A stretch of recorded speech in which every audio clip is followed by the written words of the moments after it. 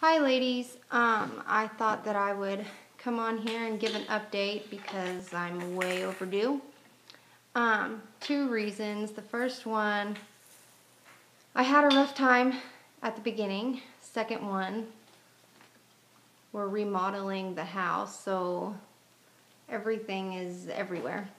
So I had my blood test on the 11th, which was I think last Friday. And that was 11 days post transfer. I know I said that I wasn't going to test this time because it was just going to stress me out and worry me for no reason. So when I hit, let's see, so I had my transfer on Monday. By the time I was like, the whole time I had been feeling the little twinges and everything that I felt with Adeline, my first IVF. Everything I felt that time, I felt this time. I need you to go, sister. And so I kind of thought that I was pregnant. And then when I felt that the second, third, and fourth day and didn't feel anything the fifth or sixth day. And then I started feeling it all over again. And when I get pregnant, I can just tell when I'm pregnant. Like, I just have changes and I can tell right away. And I started to notice all those changes. And so I called my husband and I said, will you just stop and get a pregnancy test? And he said, okay. Well, he ended up working late. And my kids, I didn't want them to know that I was testing. So I told him, I said, I'll just run and get one. And so I ran to the store. The kids were at my in-laws' house, so I ran to the store. And I got one, and he said, wait for me until I get home, and we'll test together. And I said, okay. Well, of course, I couldn't wait. So I came home, and I tested, and it was positive. And I was very excited. I had just gone to the bathroom, like, not even 10 minutes before I left to the store to go get it. So maybe it was 20 minutes in between time of going to the bathroom that I tested again. And so it was it was a line that was for, well, it's right here. I don't know. The line was there, but I thought, okay, it was really a faint line. But I knew, it was a line, so I knew that I was pregnant. And I thought, okay, I had just drank one of my big things of water. And I was like, my pee is really diluted. So what I'm going to do is not drink anything for the rest of the evening and then wake up in the morning and test again, and it'll be darker. But in the meantime, it was a positive, and so I surprised my husband when he came home. I still didn't want to tell the kids because I didn't want them to get their hopes up in case something happened. When I found out that it was positive, I had no clue what to do to surprise Henry. So I just thought in my head, I think that I had saw someone do this before. I don't know how. But anyways, we had a bun, and so I got the pregnancy test and wrapped it up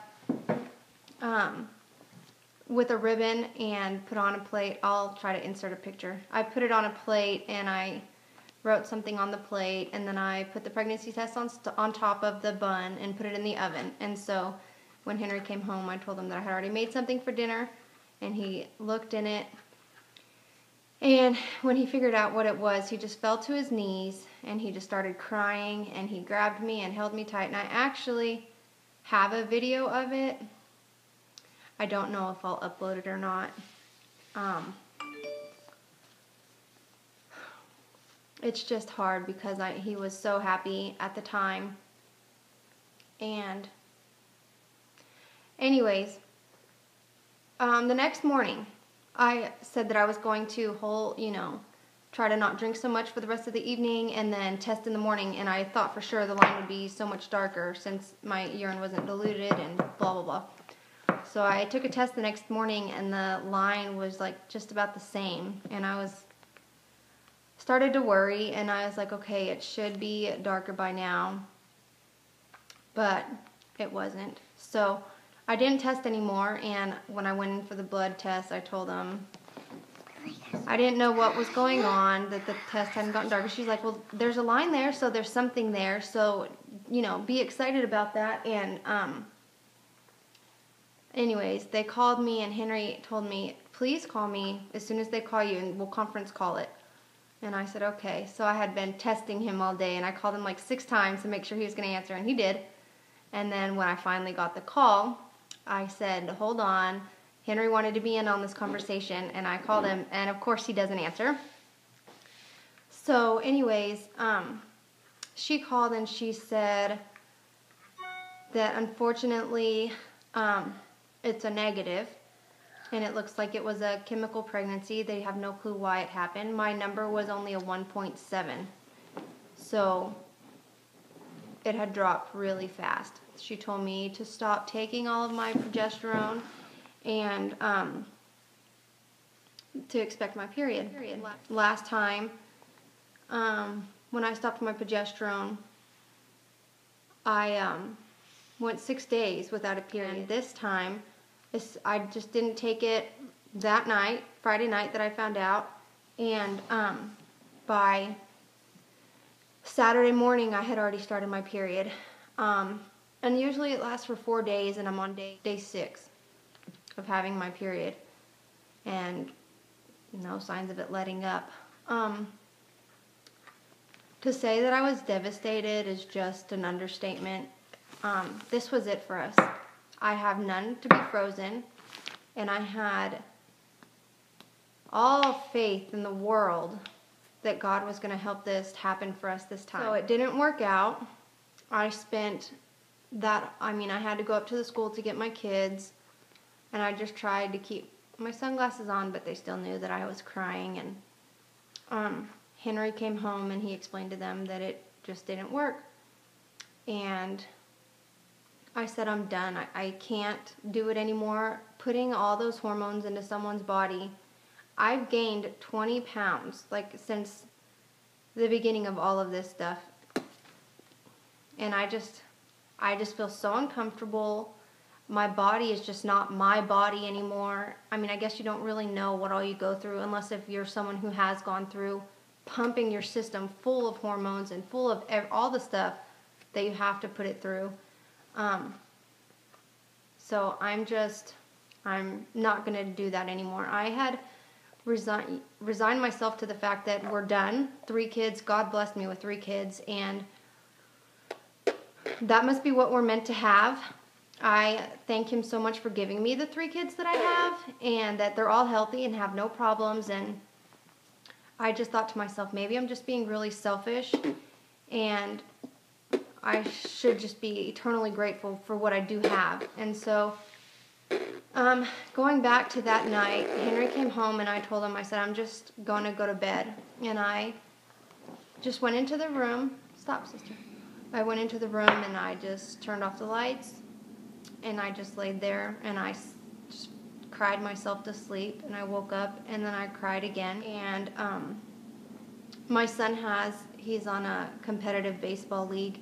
He had a tournament an hour and 45 minutes away. And I told Henry, I said, you can go and you can just take the kids. I'm just going to stay home. Just let me have a day to myself to recuperate and gather myself and to mourn the fact that we are done. And he said, no, we don't ever do anything by ourselves. And he said, you can go with us. I don't want to go without you. This is our family. This is what we do. And we always stick together through everything. Which it's very true. We always do everything together. So then the next morning, it was 5 o'clock in the morning, and Henry woke me up and he said, babe, come on, we need to get up. I've got all the kids ready already. I just need you to get yourself ready. And I said, no, I'm not going to go. Well, then all 3 of my kids came and they're like, Mom, we want you to go. We don't want to go if you don't want to go.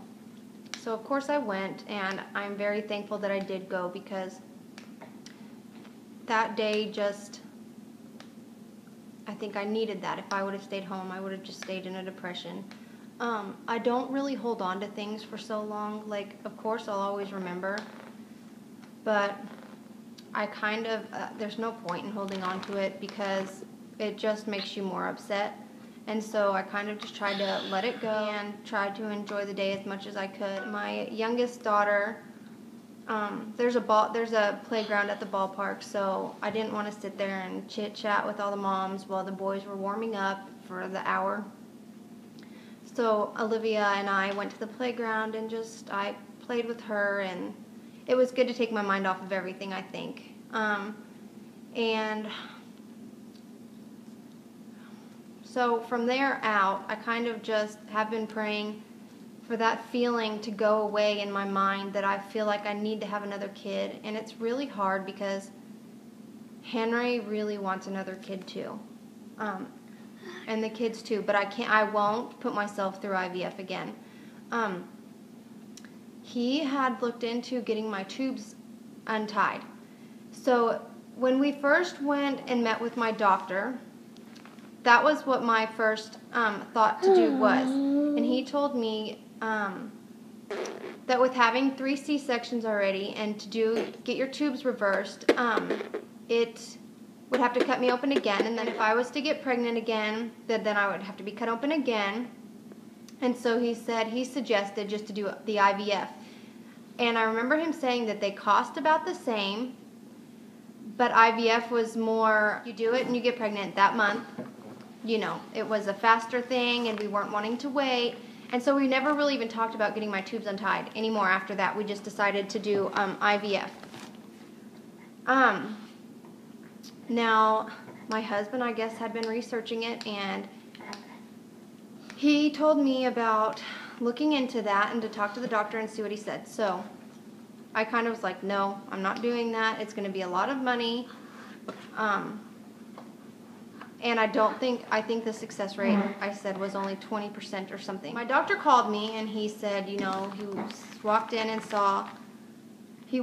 saw my file on his desk first thing in that morning, and he was devastated.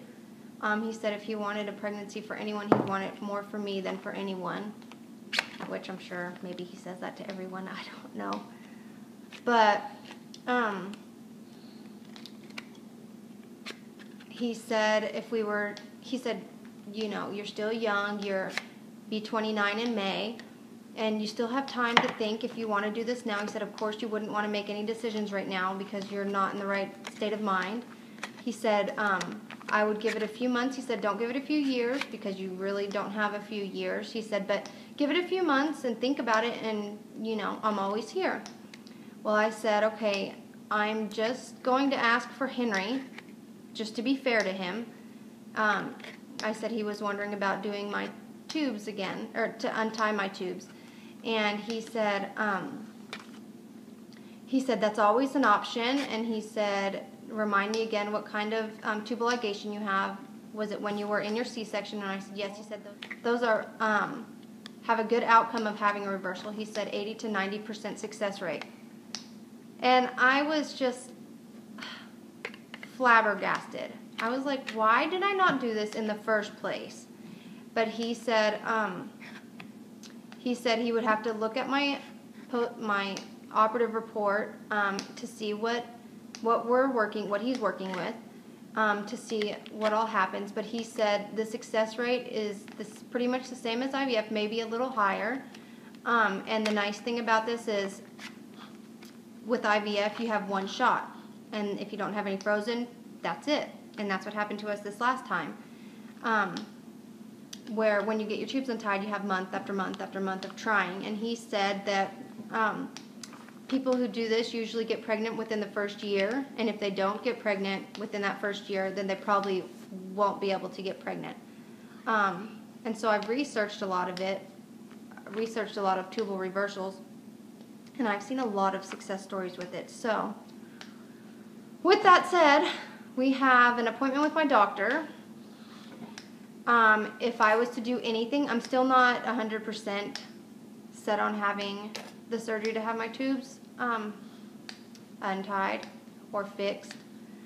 But I did make an appointment with my doctor just to see what he says and to see how much it's going to cost and just to get his opinion on it. So that's where we stand. When I find out something else, I will update you ladies later. I'm still continuing to watch everyone.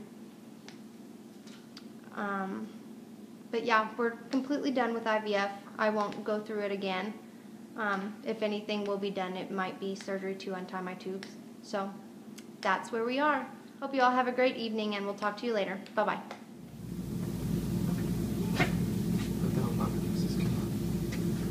No, but I already made dinner.